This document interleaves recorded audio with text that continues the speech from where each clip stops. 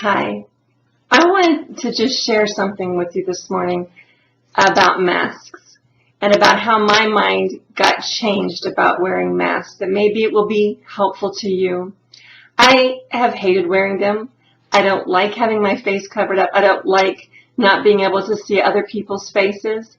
I do wear a mask because I do want to do my part to make other people safer and more comfortable as well.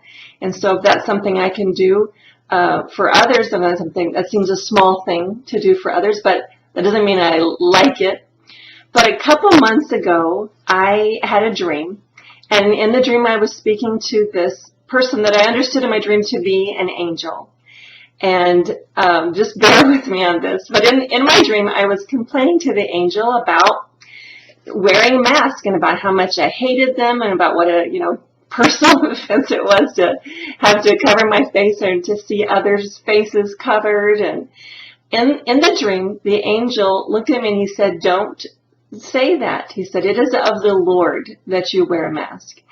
And it kind of took me aback and surprised me. And I said, "Oh, because it protects people?" And he said, "Yes." I said, "Because of the virus?" And he said, "No." And he said, "It's not the air that you're breathing out that is the problem."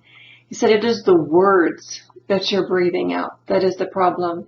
And he said, for the last couple of years, the world increasingly, and this is Christians and non-Christians, but there's been an increase in bitterness of speech, and anger and complaining, of negativity, of condemning. And he said, he says, that is why God says in the Bible that we're to be careful that no root of bitterness springs up within us, because it will defile many. And he reminded me of the verses that says, out of the life and death are in the power of the tongue, and with it we can curse or we can bless. But as Christians, we're called to bless, and we ought not to be doing both. And the verses in James that talks about the tongue is a fire, and look what a great storm of flames has been kindled by this little fire.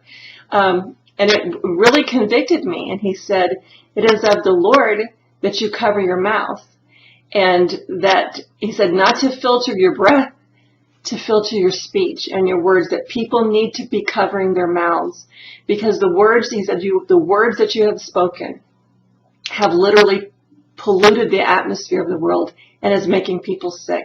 And that's not, this is symbolic. It was a dream, and I understood he wasn't saying that there's no such thing as a virus and germs. That's not it.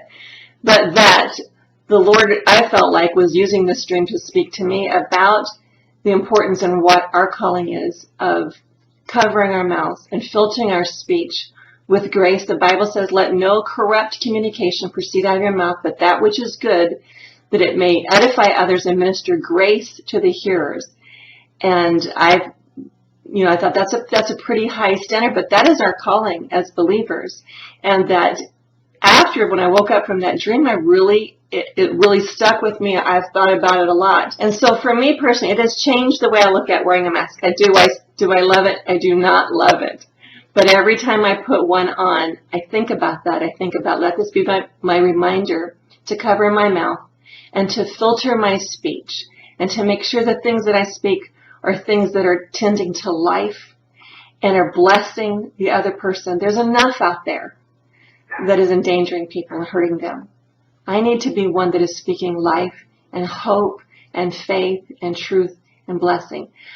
Maybe that will help you and encourage you. It has helped me, and so I just wanted to share that. Maybe that will be something that will be an encouragement to you as well. God bless.